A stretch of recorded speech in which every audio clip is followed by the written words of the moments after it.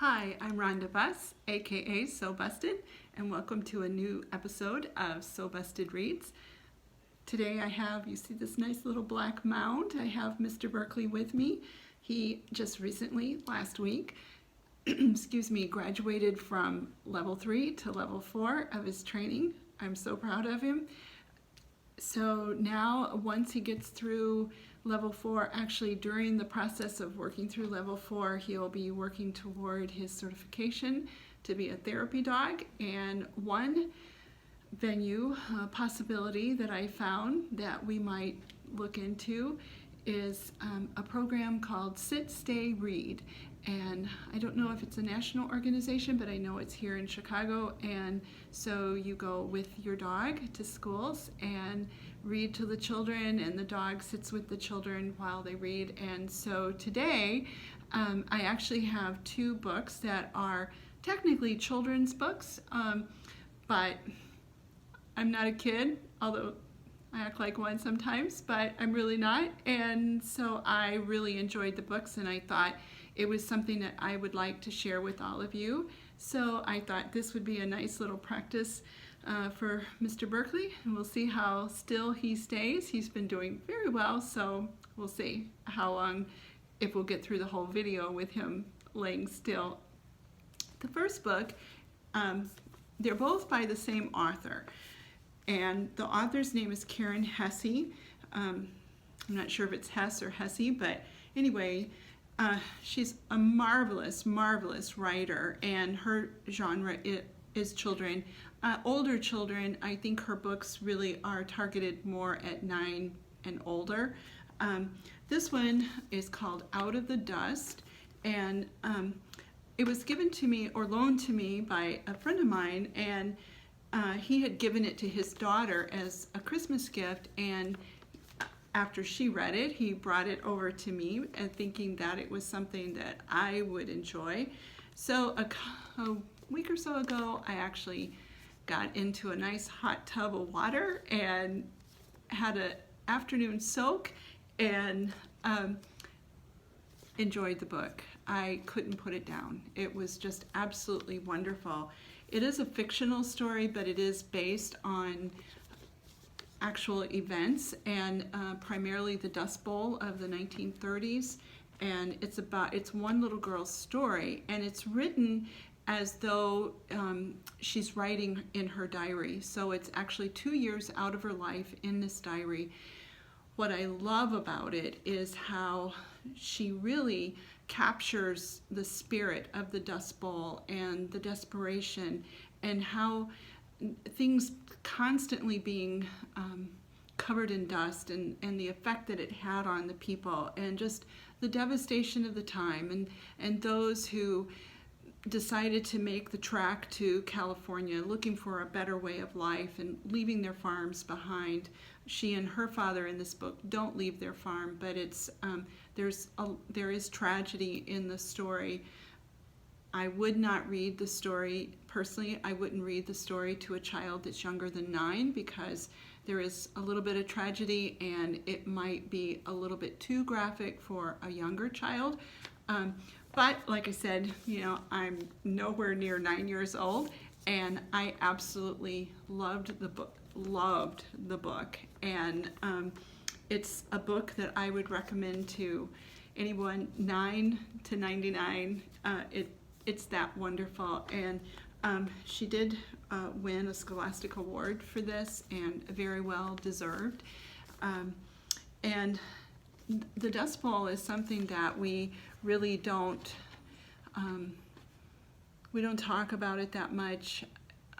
There was a year of my life when I was in the 7th grade that we lived not too far from where this book actually takes place. The book takes place in Oklahoma, but where we lived was Groover, Texas, which is just right over the border from Oklahoma, up in the very tip top of the Panhandle. And I remember dust storms coming in, and it would just be this incredible black wall of dust, dirt coming in, and we'd have to put wet towels around the windows in order to try and keep the dust from getting into the house, but it still got into the house. But what I experienced was nothing to the degree that these people experienced. So it's, I think it's a very important time in American history, and I just love the way she tells this, the author tells the story, and the way you're just captured by the little girl, and you just want so much for her to be able to go on with her life and do well in her life, and then you learn so much as well. And Mr. Berkeley just yawned a little bit, but that's okay. So anyway, yes, I enjoyed the book immensely, so much so that I decided I wanted to read another of her books, and this one also was very highly praised by critics, and it's called The Music of Dolphins, and the light hopefully will not obscure the page too much. This is a very, very interesting book. It's also totally a fictional book, but it's about a little girl who had been on a plane with her mother and her brother from Cuba, and the plane crashed, and it was a time when you actually could take a plane out of Cuba and go somewhere, come to the United States anyway. And the plane crashed, her mother and brother perished. I'm not ruining the story by telling you this part of it. The plane crashed, and the child ended up being raised by dolphins, or living with dolphins. And it's really quite an interesting story. And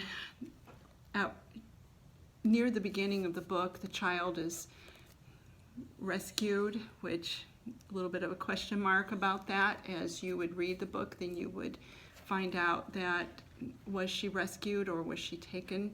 And it's really quite a powerful book. Initially when I read it, I thought, oh, it's a little bit dark. I don't know that I would want to read it to a child or have a child read it. And by the way, a little something I wanted to interject in there is that, just because your children aren't able to read, or just because your children get to a point that they are able to read, I think it's nice to read to your children at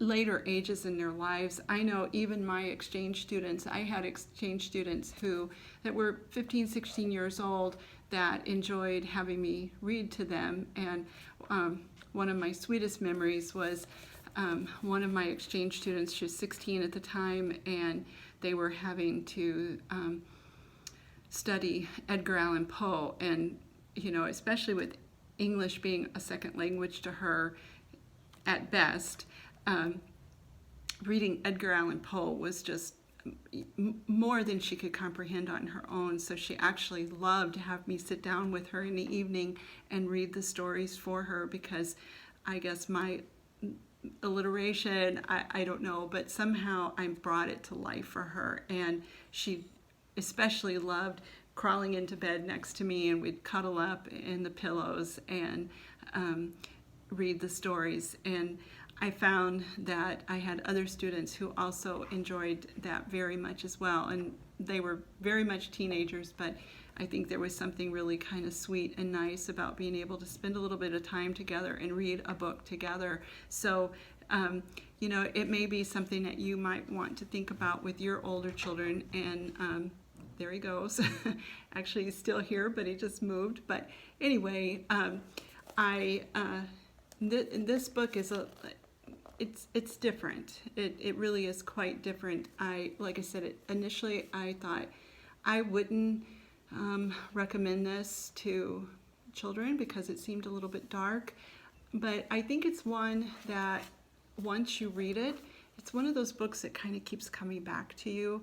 And even this morning, as I was doing my morning writing, there was parts of the book that came to me and were very heavy on my mind and made me think. And I always think that that's a wonderful thing when we read something and then it just keeps coming back to us and makes us think more and more. One of the passages that's in the book that I thought was really quite poignant was put my glasses on. The dolphin, they live for today, but I am human. To be human is to live for tomorrow. Why does tomorrow matter? What is important is now. And that really stuck out to me. That's not the part of the book that has kept coming back to me. You'll have to read it to maybe discover that for yourself, because I don't want to ruin the story. But so often we do, if we think about our lives, we do live for tomorrow. Just even as I was talking about Berkeley, I said, I got him through level 3, we're on to level 4. Level 4 is tomorrow. That's not today. And I'm looking forward to what happens in the future. And I think it's important, of course, that we think about tomorrow and that we plan for tomorrow. We have hopes and dreams for tomorrow, but if that's where our focus is, that's not good. Our focus should be here today, loving those that are around us, absorbing in what we have today, because we're not guaranteed tomorrow. So the book, Out of the Dust, fabulous, fabulous, fabulous. Not for too young of a child, but definitely a 9-year-old and above. Like I said, 9 to 99, wonderful book. And then the other book by Karen Hesse, The Music of Dolphins. And it's one that will stay with you. So if you're looking for a gift for a child that is something that they will maybe enjoy into their future and would ultimately share with their children, I definitely think Out of the Dust would make a wonderful gift. And like I said, something that they would actually keep in their own little library. So anyway, I hope that you've enjoyed this little book review today. I always enjoy bringing you books that inspire, enlighten me, and I hope that some of them touch you as well. So thanks for stopping by. Thanks for listening to Berkeley. Until next time, run.